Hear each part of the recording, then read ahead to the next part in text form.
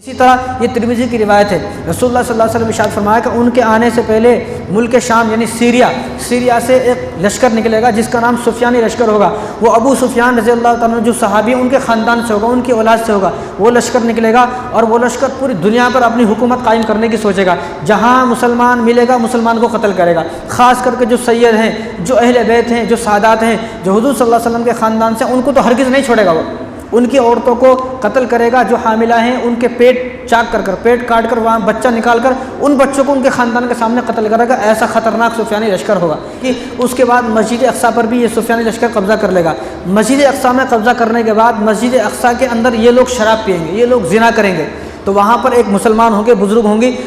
گے تو وہ فرمائیں گے کہ آپ کو شرم نہیں آتی ہو، ایک طرف تو آپ مسلمان ہو، ایک طرف تو آپ یہ کہتے ہو ہم مسلمان ہیں، آپ نے کلمہ پڑھا ہوا ہے، لہٰذا آپ مسجد کے اندر مسجد اقصیٰ کے اندر زنا کر رہے ہو، شراب پی رہے ہو، قتل عام کر رہے ہو اور بدکاری کر رہے ہو۔ تو وہ بزرگ ان کو سمجھائیں گے، تو یہ آدمی، یہ سفیانی لشکر جو ہے، لشکر والے اس آدمی کو پکڑیں گے، اس بزرگ کو پکڑیں گے، اس کو بھی قتل کر دیں گے۔ جب یہ پوری دنیا کے اندر اپنی حکومت قائم کرنے کے لیے وہاں سے چلیں گے تو سفیانی لشکر میں سے اپنا آدھا لشکر مکے کی طرف بھیجے گا، آدھا لشکر مدینہ کی طرف بھیجے گا۔ جو مدینہ کا جو لشکر جائے گا وہ مدینہ میں داخل ہو جائے گا اور مدینہ کے تمام مسلمانوں کو قتل کر دے گا، جو مسلمان ملے گا اس کو قتل کر دے گا۔ اب یہ جب مکے میں آئے گا سفیانی لشکر، تو مکے میں جب آئے گا تو اس کو معلوم ہو جائے گا کہ امام مہدی رضی اللہ تعالیٰ عنہ کا ظہور ہو چکا ہے، امام مہدی علیہ السلام آ چکے ہیں۔ تو حضرت امام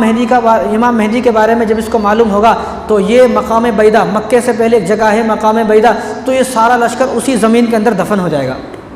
تو یہ سفیانی لشکر جو آئے گا وہ حضرت امام مہدی کے آنے سے پہلے آئے گا۔ اس میں سے صرف 2 آدمی بچیں گے، اس لشکر میں سے 2 آدمی بچیں گے۔ ایک جو آدمی بچے گا وہ حضرت امام مہدی کے پاس آئے گا اور ایمان لے آئے گا، امام مہدی کو بتائے گا کہ اس طرح ایک لشکر آپ سے مقابلہ کرنے آ رہا تھا، وہ جو ہے زمین کے اندر دھس گیا ہے، ختم ہو گیا، اللہ نے اس کو غارت برباد کر دیا ہے۔ اور دوسرا جو آدمی ہے وہ جو اس کے لشکر کا دوسرا جو حصہ ہے، اس لشکر کے چند آدمی، جو ایک قافلہ جو مدینے گیا ہے، مدینہ والوں پر جو ہے ظلم کرنا ہے، مدینہ والوں کو قتل غارت کر رہا ہے، وہ مدینے پہنچے گا اور ان کو بتائے گا کہ بھائی ایک تمہارا لشکر کا جو آدھے لوگ ہیں وہ زمین میں دھس گئے ہیں، ان کو بتائے گا 2 آدمی صرف بچیں گے۔ تو اب حضرت امام مہدی کو جب معلوم ہو جائے گا کہ اب یہ جو واقعہ ہے نا، جو زمین میں دھسنے کا واقعہ ہے، زمین میں دھسیں گے تو پوری دنیا کے اندر امام مہدی کا شہرت ہو جائے گی،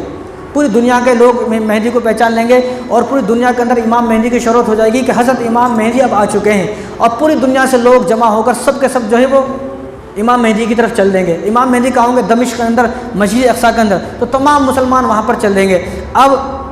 یہ جو لشکر ہے سفیانی، جو دوسرا لشکر ہے، ایک تو زمین میں دھس گیا، دوسرا لشکر کہاں ہے؟ مدینہ میں ہے، اور مدینہ میں یہ لوگ جو ہے بنو کلب کے جو لوگ ہیں وہ ان کے ساتھ مل جائیں گے، ان کی تعداد بہت ہو جائے گی۔ تو حضرت امام مہدی رضی اللہ تعالیٰ عنہ اب مکے سے آئیں گے ان سے مقابلہ کرنے کے لیے۔ جب ان سے مقابلہ کریں گے، مسلمان ان کے ساتھ ہوں گے، کافی تعداد میں مقابلہ ہوگا، تو تمام کے تمام لشکر جو ہے ان سب کو قتل کر دیں گے، ان سب کو ختم کر دیں گے۔ ان کا جو مال غنیمت ہوگا وہ اتنا زیادہ مال غنیمت ہوگا، بہت زیادہ لوگ دیکھ کے حیران ہو جائیں گے، اتنا زیادہ مال غنیمت۔ تو حضور صلی اللہ علیہ وسلم نے ارشاد فرمایا جب یہ سفیانی لشکر ختم ہو جائے گا، اگر تم وہاں پر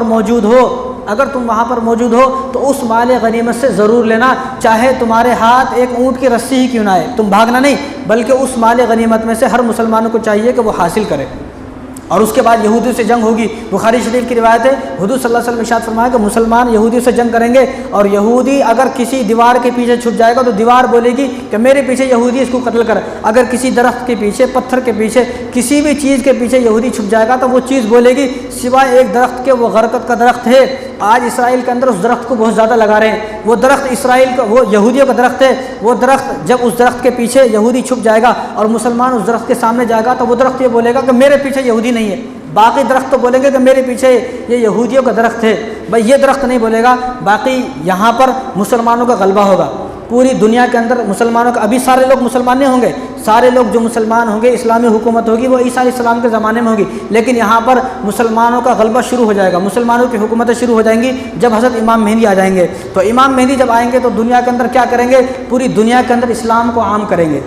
شرک کو ختم کریں گے، بدعات کو ختم کریں گے، اور تعلیم کو عام کریں گے، جو دینی تعلیم ہے اس کو عام کریں گے، اور جانور جو ہے وہ جانور حضرت امام مہدی کے آنے کے بعد جانور، بھیڑیا اور بکری، کتا، بلی سب ایک ساتھ کھائیں گے، ایک ساتھ پئیں گے، ایک ساتھ رہیں گے۔ حالانکہ جو سانپ ہے، جو بچھو ہیں، ان سے ہمارے چھوٹے چھوٹے بچے کھیلیں گے، کیونکہ اللہ تعالیٰ ان کے اندر سے زہر کو ختم فرما دیں گے، یہ کسی کو کاٹیں گے نہیں، بلکہ اتنا عدل ہوگا، اتنا انصاف ہوگا۔ شیر سے بچے کھیلیں گے، شیر کو بچہ ماریں گے، لیکن شیر جو ہے وہ ہمارے چھوٹے چھوٹے بچے شیر کو ماریں گے اس وقت جب امام مہدی آ جائیں گے، لیکن شیر ان کو پلٹ کے جواب نہیں دے گا، اتنا عدل اتنا انصاف ہوگا۔